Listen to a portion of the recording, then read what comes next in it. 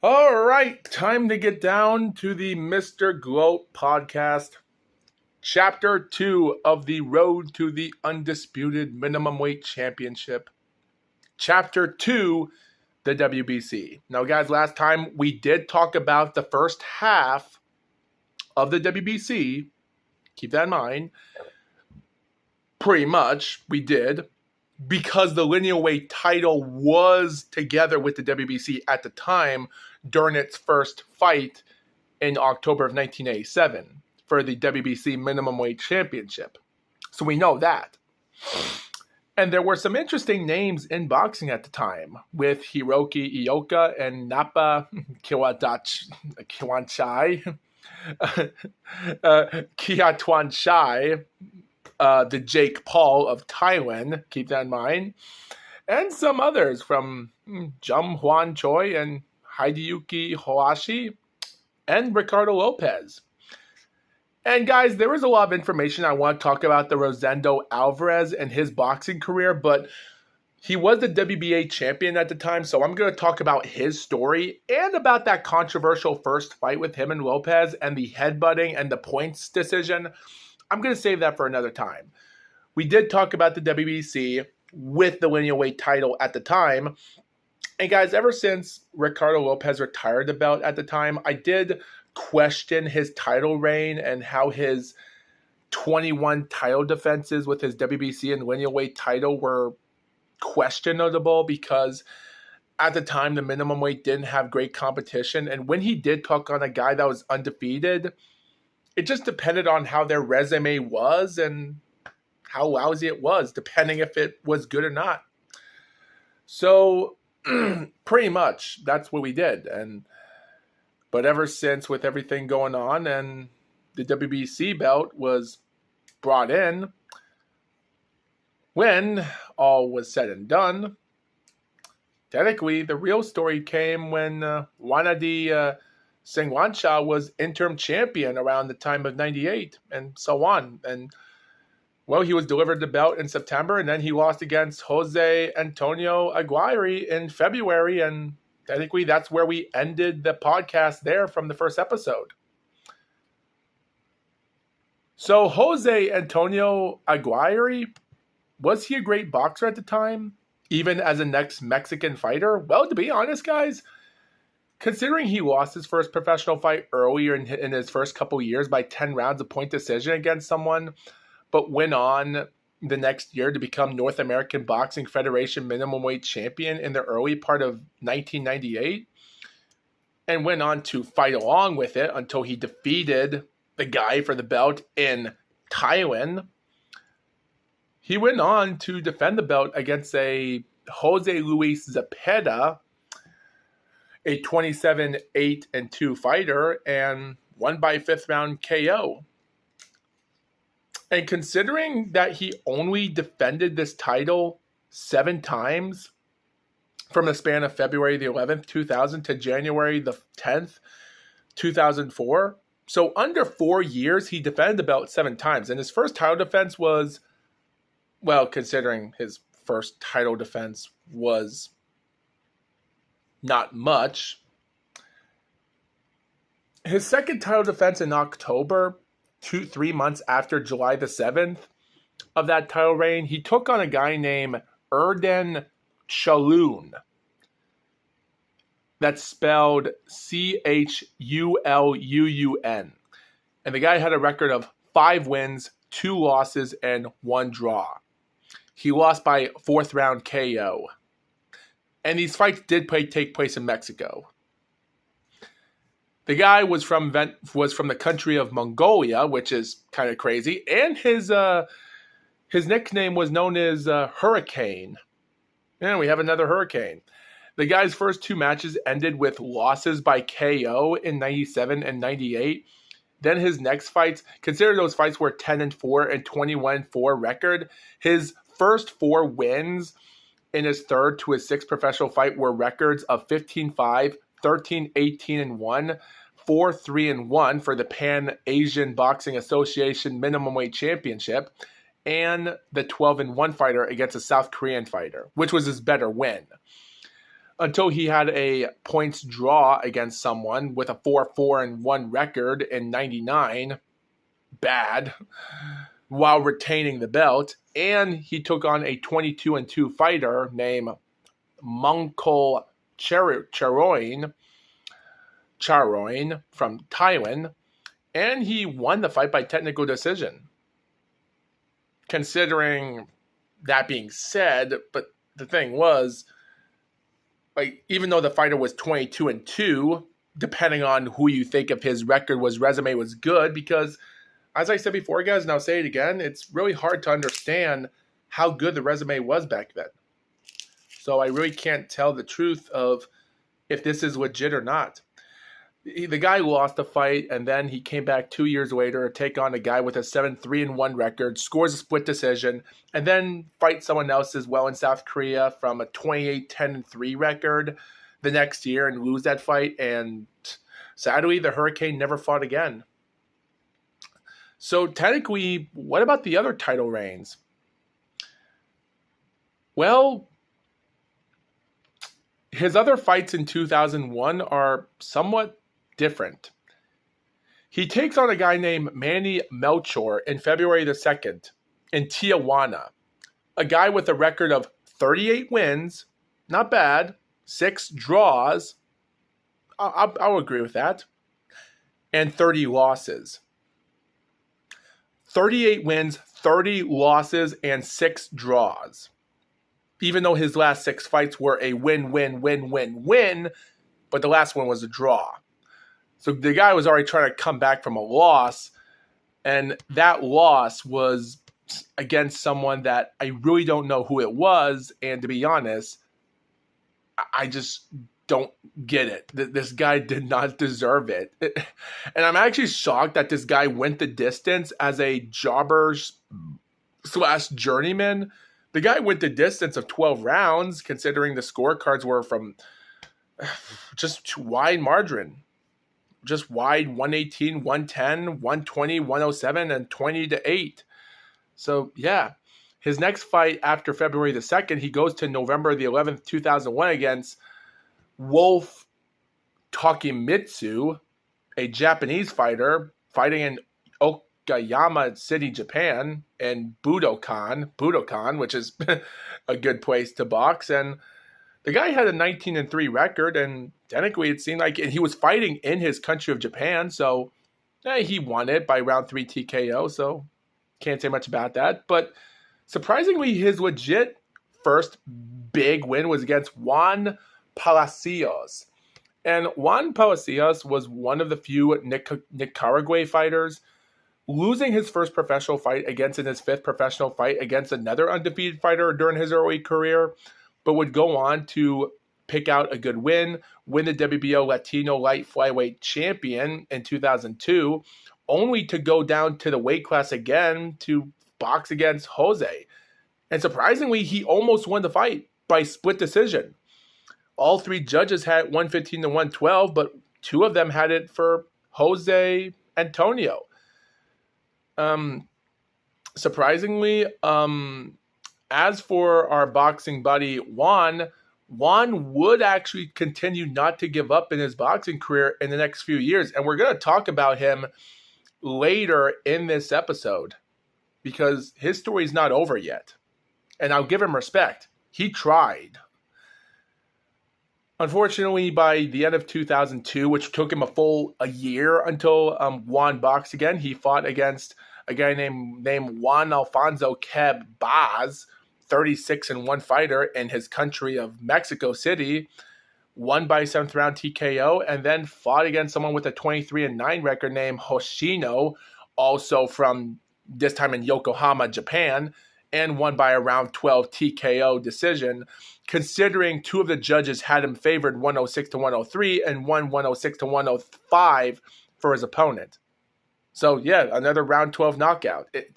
So technically, the resume of boxing back then is pretty hard to manage at the time because this was not even 1 decade into the boxing world yet. So it just goes to show you how tough it was to review these fighters and their resume. It was that tough to actually depend on how good they were.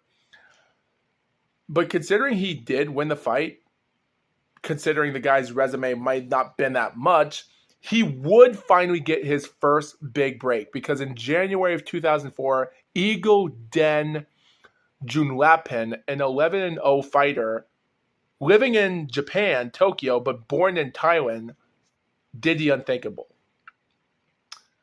After scoring a couple interesting wins against journeyman fighters in 2003 and 2002, he would pick up a 12-round unanimous decision to defeat the 7-time title holder Jose for the WBC World Minimumweight Champion by domination. He did it. This boxer did it, and he was a star. But yet again, the real story came different. Because later, in June 28th, 2004, also in Yokohama, even after he defeated Jose in Korakuen Hall, awesome place,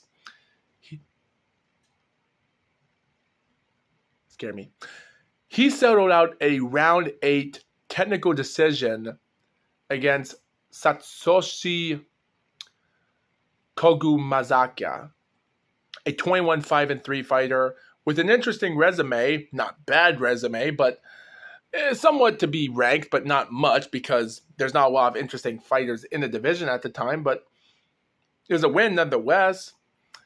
And then in December the 18th, his next fight would be against 23-6-3 fighter named Isaac Bustos in Korakuen Hall. And unfortunately, this guy, he was Mexican. And this guy, with 6 losses in his career, did the unthinkable.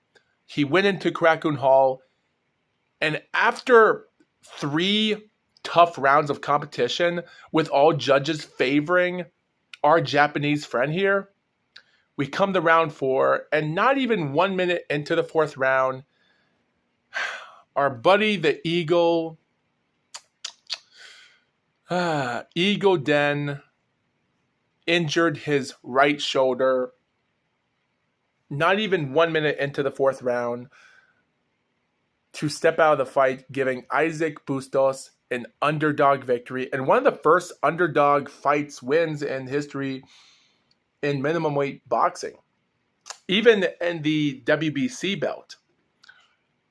So surprisingly, he pulled out a victory. No one did, but unfortunately, guys, Isaac unfortunately would not hold on to the gold for that long, because even though Isaac did what he tried to do in boxing, he won the fight. And even though his resume, I wouldn't say lousy, but yet again, he did a good job. The part was, guys, that the real moment came where in April, the month of April, ladies and gentlemen, is when it all changed. Because after Isaac, a guy with a harsh record, losing his first fight in his debut, his 4th, his 7th, his 9th and 10th professional fight, and his 13th professional fight, losing fights and only having 6 losses. 1 was a draw and 7 wins. And comes out by 1999 to win fights, but draw fights. And his resume, he did defeat a couple interesting contender fighters at his time, against having rematch fight against someone and other fighters. So this win came out of nowhere. Sadly, he went back to Japan in April in the Osaka against 14-1 fighter Katsunari Takayama. Surprisingly, he put in a good effort. The scorecards were 117-111, 117-112, and one was 113-115. Unfortunately, Takayama won those fights by unanimous decision.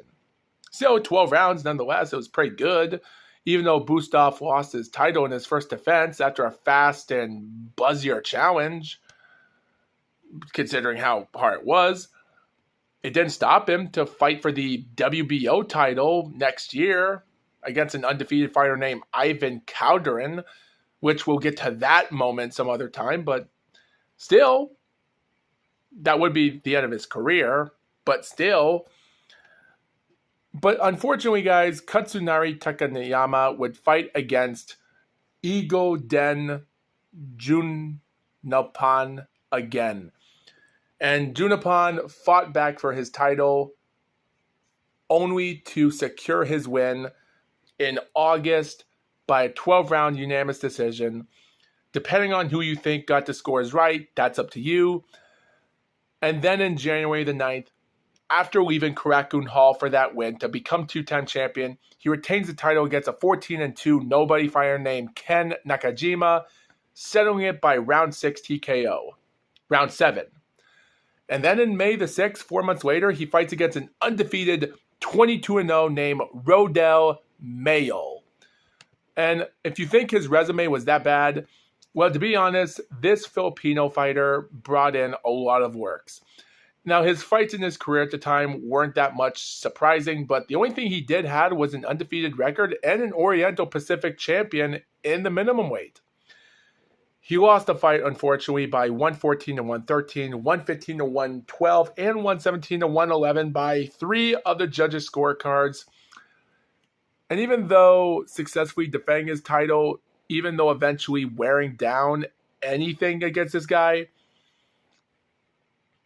considering how they scored a final knockout in round 12, technically, Rodel Mayer would become a bust later in 2007 for the IBF light flyweight title against Julius Solis, and then lose a fight against Adrian Hernandez the next year by knockout. He would fight for the WBO World Light Flyweight title against Ivan Calderon again, and then have a rematch with him after that draw, only to lose again, but would defeat Edgar Sosa for the WBC World Light Flyweight title and defend it by a Omar Nino draw and lose. And the rest of his career died when he lost against Juan Carlos Sanchez for the IBF World Super Flyweight title in 2012.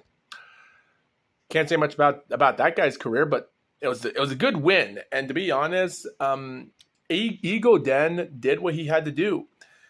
Sadly, by 2006, after having a 28-16-0 fighter named Lorenzo Trejo to be a 12-round decision after 2 of the scorecards were 113-112 and 114-113 by close unanimous decision, depending on what the scorecards say, because Trejo was dropped from round 3 by a right hand behind the ear, and Junpin was knocked down twice in round 6 by an overhand right. So depending on who you thought won the fight was close enough, considering the guy had 16 losses. So I'm surprised that it was ridiculous how close the competition was. Made you wonder if Ego Den deserved to be champion. He went on in 2007, June, to defeat Akira Yagashi, again by winning a 12-round domination decision, only to later take on another undefeated fighter after Akiri 6-0 to go to Bangkok, Thailand against 24-0 Kittipong Jaegrajang. This 24-0 fighter brought out the victory and won for his country to defeat the Japanese fighter. And this guy even had a great long career in his time. And to be honest, he would actually almost successfully get a golden 50. Or so he thought. But not really. This guy would hold on for his title for a good amount of time, and his career was no different than other people. This guy held on to his title like no other person did. This guy went in there and defended his title 6 straight times. And without ease, he actually took on a nobody fighter with an 0-4-2 record in March of 2008 in a non-title fight, only to fight for a title fighter with a 17-10-3 record in June against Junchi Ebisuoka and got a round 9 KO win. And then he fights against a rematch against John Cook Saigar again in September. This time the guy had an 0-6-2 record, another 4th round KO. Ridiculous. And then gets a 12-round unanimous decision against a 21-1 fighter named Somporn Shida.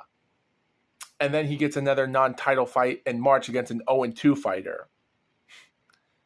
And then he gets a technical decision against longtime journeyman of Muhammad Rachman, a 62-7-5 fighter, and wins by technical decision after two judges had it 105 to 103, 106 to 101 by one judge by close decision.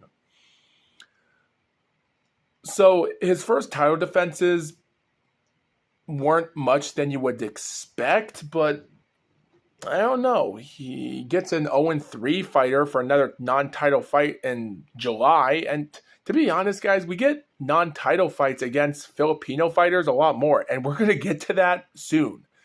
He fights against Juan Palacios for the WBC belt, a guy with a 26-2 record in November of 2009 in his fourth title defense. And surprisingly, he barely wins by close majority decision. And then he fights a 23-3-1 fighter in Japan named Kuroki Yasutaka, and had three of the judges with all 114 and 112, 114 to 113, and 113 to 112. And in reality, he was deducted a point for holding in the 10th round, and he was knocked down once in round 11. So Yasuki, in my opinion, even when I tried to look up the fight and know the information, I really believe that the Japanese fighter should have won that fight. And guess what? He doesn't get the rematch because months later, in September the 3rd, he gets a rematch against Samporn Shida. And considering the match was dominant in the first time, this second meeting ended by a majority draw. After one judge had it 114 to 113 in favor of our good old Thailand fighter, the other two had 114 even, considering how Keedy Pong actually got knocked down in round 6. So for reasons why they judged on a 114 to 114 decision there, we'll never understand why they didn't give the title to Shida and why the judges scored it that way, but it was ridiculous. Also, in December, he had a non-title fight against an 0-2 fighter, which is interesting because I don't know the information about what happened there, but other than it's just ridiculous. But after that non-title fight, he goes to February, this time in Kobe, Japan, to fight against Kazuto Ioka. That would later become Triple Crown weight class champion. He was a 6-0 boxer at the time. And if you guys think that this guy had a Jake Paul record, well, you're not wrong. With 7 wins, 10 losses, 18-10-4, 23-2, 27-10-4, 12-6-3, and his last fight was a 19-2 record. And this guy's record was better than Jake Paul. And surprisingly, he took on the 35-0-1 fighter, and he knocked him down in the second round. And then came back in the 5th round, knocked him down again, and won the WBC belt correctly. Now, of course, in all fairness, I wouldn't really say there's much to that than meets the eye, but it's actually pretty surprising to see that. Awesome, amazing domination, because Kazuto Ioka would make history as a boxing legend. He'll go to Korakuen Hall in Tokyo against Juan Hernandez Navarrete in August and win by 12 rounds of unanimous decision. Now, unfortunately, after that big win for an 18-0 fighter, he would have an 8-0 fighter in Osaka, Japan, named Virawut Euthamitri. And he settled with an 8-round TKO victory. Now, this Japanese fighter had something here, and he made history. And later in the next year, in June of 2012, he stepped up to the light flyweight division to go for other title shots. But before he did that, he took on a 15-2 fighter named Akira Yamagashi. the same person that we just talked about that lost against, you guessed it, the one and only Ego Den. What was the guy doing at the time? He was just retaining out his Japanese title. He lost his chance, and, well, he had another chance and lost it by close 12-round decision for a 115-113 by 2 judges and 115-114 by 1 judge. Now, of course, you're probably wondering, that was the end of his career, but surprisingly, that guy, considering he lost 2 shots, as considering that Akiri lost his 2 title shots, he actually decided to step up to weight class at the light flyweight. And the next year, in 2013, he won the WBC light flyweight champion, gaining 7 pounds to go to the next division, and won. He defeated Edgar Sosa, a longtime fighter, by a big win, until he took on 39-0 Roman Gonzalez, and, well, he lost against a couple other fighters, but he did win the IBF light flyweight title in 2015. He lost, but surprisingly, he never won the minimum weight champion, considering he would have been a 3 weight class champion, but it's pretty great to see how that was the start for Ioka Kazuda's career, because it seemed like Kazuto Ioka's boxing resume was far better than anyone else, and you got to respect him. He kind of deserved this reign a lot more than anyone else that day. But of course, guys, the real story is this. It's time to present, ladies and gentlemen, Ramune, the original flavor, ladies and gentlemen. So with that being said, guys, let's get this underway.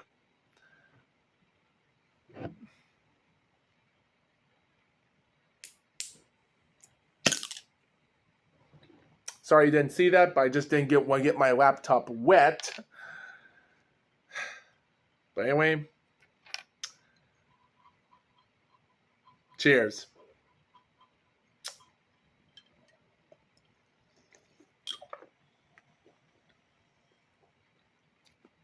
Wow. I don't know what this is, the original, but it actually has a lot of beautiful flavor to it. I actually like this one. Interesting. By the way, guys, you remember these 2 lines here, the thing that grab? These things right here that you can pinch or something like this? I think this is because if you put the ball here and you sip it, the ball won't fall, because if you drink it right here, the thing is sliding. The ball's sliding, so it can get stuck to the hole. So if you actually put the ball between this, like that, and drink it, the ball won't get caught.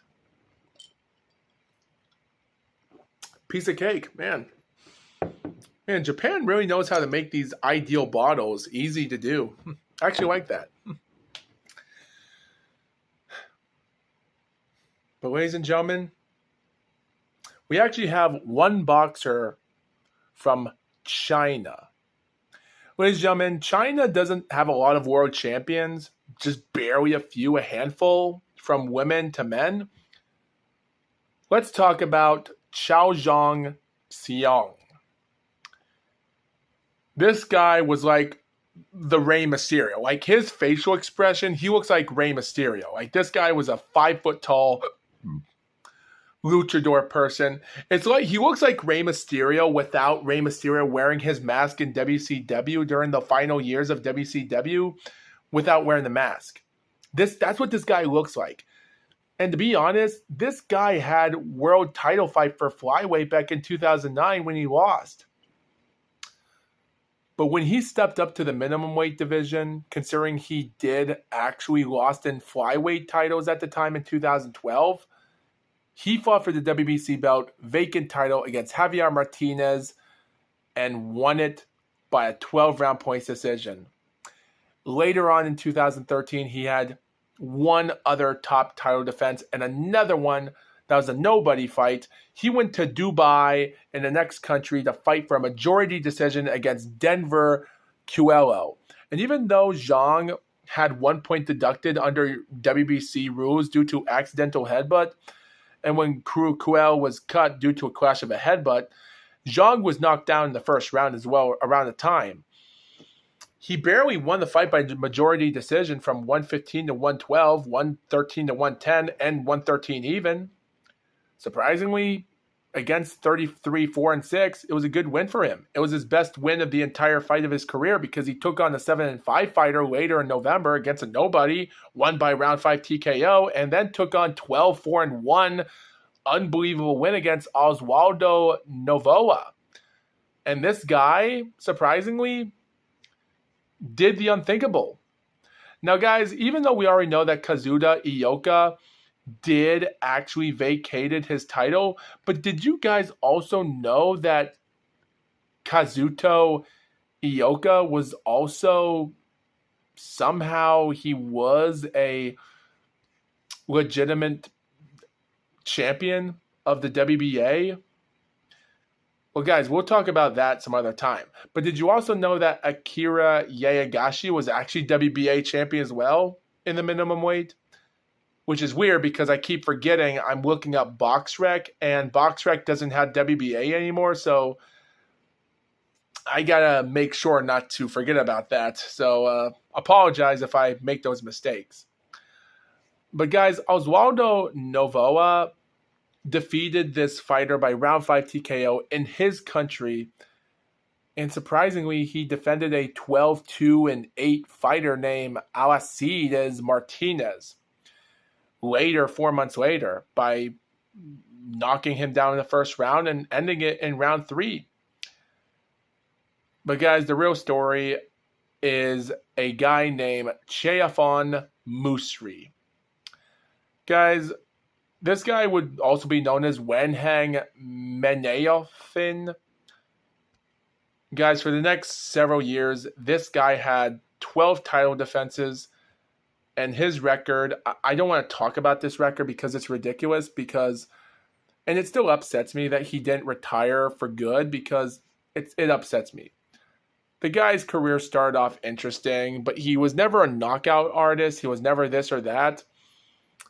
But when he won his title back in November the 6th, 2014 in Thailand against this guy, Oswaldo, and won by round 9 ring retirement, defends the title against 11-0 fighter named Jeffrey Galero, a guy with a hype job record, and then defeats Jerry Tomogdan later in 2015, 4 months later, by round 9 KO, takes on a nobody in a non-title fight 4 months later, and then later in November, he takes on a 26-4-1 fighter named Young Gil Bay and gets a round 9 TKO, takes out the South Korean boxer, and then in 2016, in March, he defeats Go Odare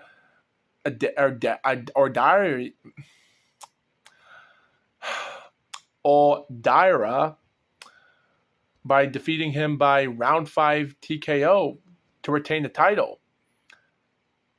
And at the time, he takes on a nobody non-title fight 2 months later, or under 3 months, takes on Sol Jorez in August, a 23-4-1 fighter, retains it by close 12-round decision, which was his tough fight. But his legit tough fight would later come in the start of 2017 because 1 month after he takes on another non-title fight, he takes on the one and only 11-0 Melvin Jerusalem. And Melvin Jerusalem, out of nowhere, did the unthinkable. Now, Jerusalem was deducted 1 point for low blow in the fight, and surprisingly, that cost him the entire fight because after 12 rounds of boxing, the scores went 114 to 113 by 2 judges and 115 to 113 for 1. Surprisingly, that was one of Moonsri's best fights of the day of his career. And considering how they had the scores ahead of competition, it was a really successful win for him. And considering he was at this time after he won this fight, he was 45-0 undefeated. Surprisingly, a couple months later, he fought in a non-title fight against a 13-5 fighter. And then months later in his 47th professional fight, he takes on Omari Kimwiri, a 16-3 fighter, which that guy would almost hurt out cutting the eyelid of headbutting Moonsri in the first round, and Moonsri had to recover 12 rounds from getting cut in the first round due to his left eyelid. And he had the balls to recover from that and win the fight.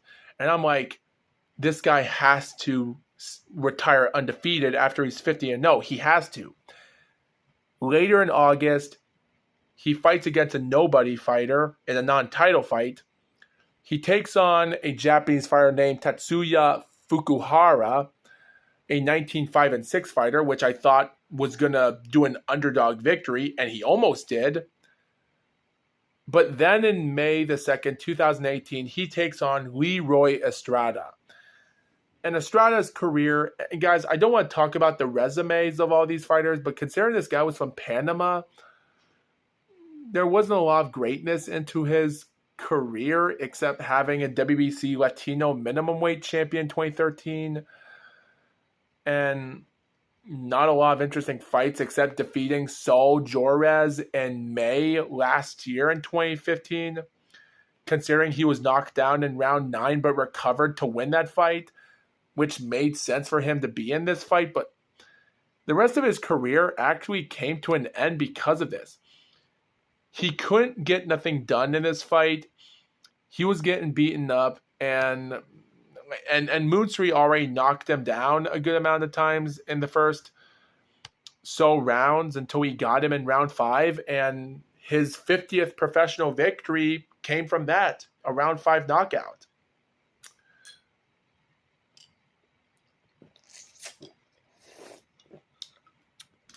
So what did Moonsri do? Well, Moonsri decided to fight less opponents every year because he was fighting nonstop every single year. Don't get me wrong, guys. I did say this before. Thailand people do fight nonstop.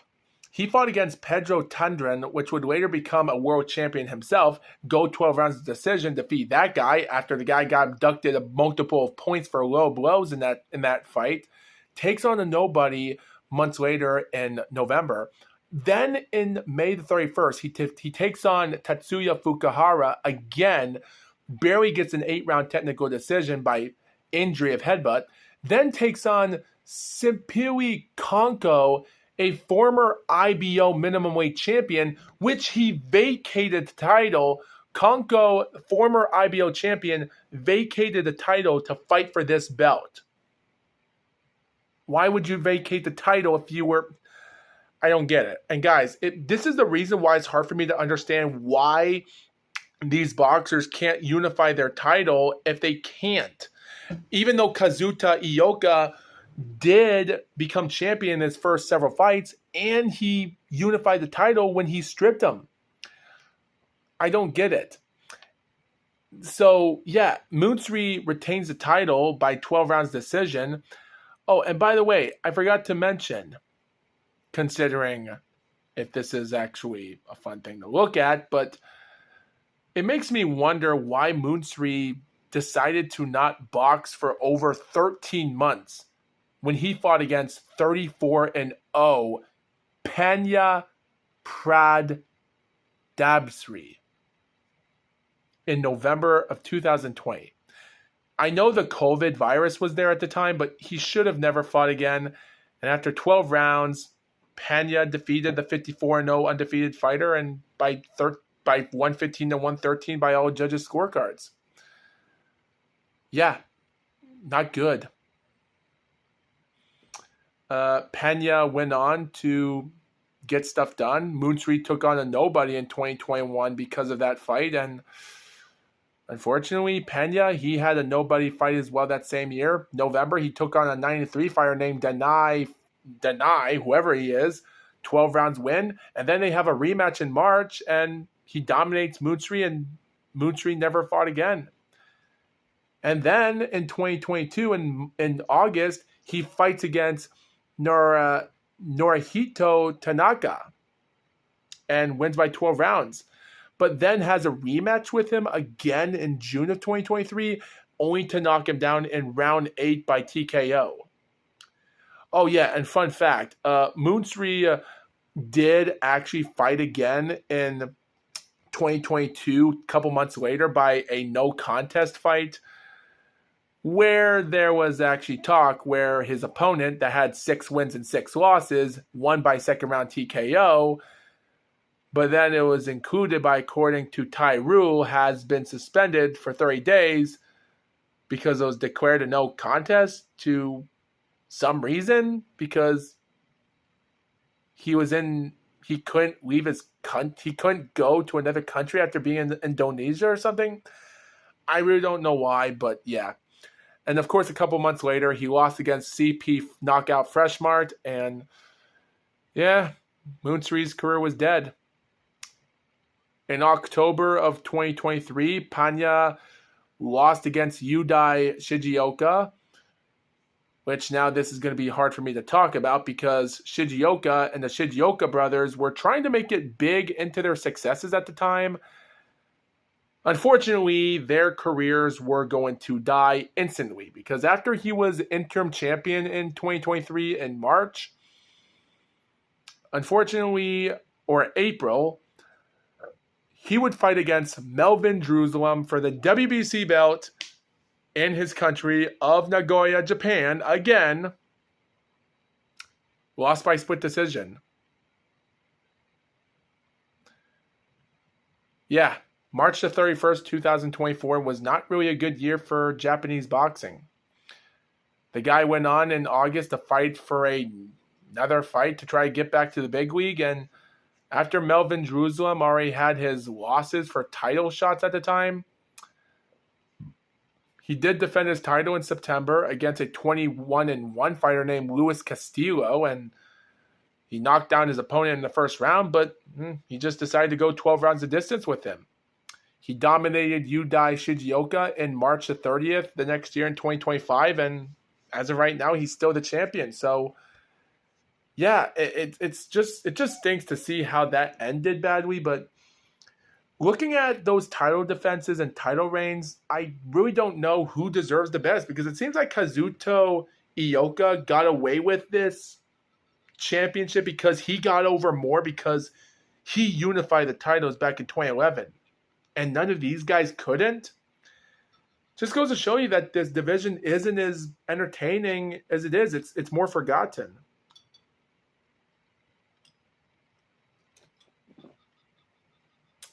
But that's the way life goes. Anyway, guys, I hope you viewers enjoyed this episode. And technically, it is 12:56 in the morning, which is also the reason why I'm not talking loud, because I'm taking it easy. So sorry for talking quiet because it's almost 1 o'clock a.m. And let's be honest, I'm just trying to get some shut-eye here. So what you going to do? But anyway, guys, what do I have to say about the WBC belt? Guys, considering that Ricardo Lopez got over more than any other boxer in the division, I really can't say that a lot of these boxers deserve to be in the big time because at the end of the day, it just seems hard for me to look at this and say this is legit because at the end of the day, I don't know what's legit anymore because I don't know how any of these fighters from the country of Mexico, because guys, we have Asian and Mexico from, and when I say Asia, I mean Thailand, Japan, barely China, and a little bit of South Korea are fighting each other. And you have some fighters from Nicaragua and Mexico. Guys, the downtime of boxing of the Latin America and Asia are the two continent areas that are dominating minimum weight boxing, but none of them want to fight for unifying the titles. So it's hard for me to understand that, but I guess that's the hardest thing because people don't know how to put these fighters over. Guys, the minimum weight division are never live fights in ESPN. They're barely shown on pay-per-view. So at the end of the day, it just goes to show you how hard life is. But guys, the real harsh life of reality is that the real championships in boxing are just beginning to get worse. because next time we are going to review the WBO. So see you guys tomorrow in the next episode.